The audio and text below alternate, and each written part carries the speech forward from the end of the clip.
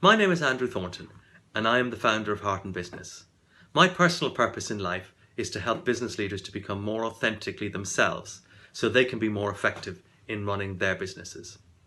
I believe the biggest issue we're facing today as business leaders is the climate crisis, and that will require us and does require us all to turn our businesses upside down and do things very radically different than we've ever done before.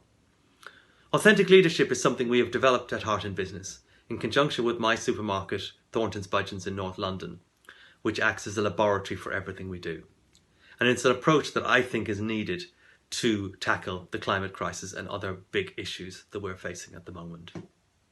Our Authentic Leadership Forum is a 2-day introduction to this way of being, and previous participants who've been on the forum have reported that it's helped increase their confidence, their understanding of themselves and their own abilities, their ability to listen, and given them tools they've taken away that they can use in their everyday life.